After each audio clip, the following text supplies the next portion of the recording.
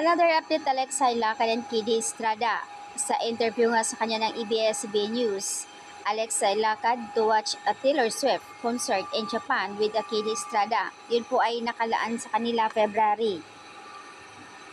Kapamilya Love Team Kiddy Estrada and Alexa Ilacad thank their fans who continue to support them and their afternoon series Pera-Perasong Paraiso kung saan ay palagi sila nagtitrending. Aside from acting, Ilacad is also looking forward to making music, something she is very passionate about. Samantala ay nagkaroon nga ng nomination si Alexa and Kiddy sa kanilang music doon po sa Awit Awards. Sana po ay manalo ang Kidelex. And as there will be a spend Christmas, kung saan nga sila magki-Christmas, ay nga kay Alexa, usually sa kanilang dalawa ni Kiddy, spend time with together o either Christmas. Sa New Year naman, doon sa kanyang family. Samantala sa February naman, spend time nila sa Japan, OMG.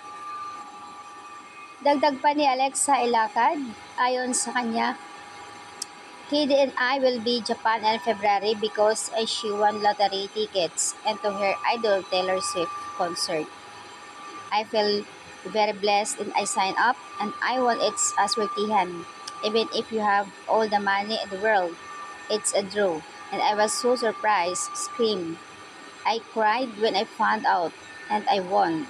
So yun po yung sinabi ni Alexa during the interview sa kanya. Samantala nag-trending naman si Alexa behind the scenes sa kanilang shoot sa Pera-Perasong Paraiso kung saan ay napaka-cool lang ng dalawa, kung saan ay nakahiga lang sila, may kanya-kanyang pwesto.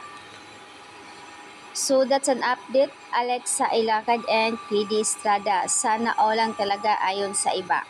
Ganon talaga pag nagpapakumbaba, walang masamang tinapay sa katawan. Laging pinagpala, dinadaan niya sa prayers and fasting, so kind-hearted woman. She deserved wonderful things in this world. God bless sa inyo. Sana tuloy-tuloy lang ang pagpapakilig. Hindi kaya ang Kidelex ang LDR, kailangan kasama together? Syempre hindi.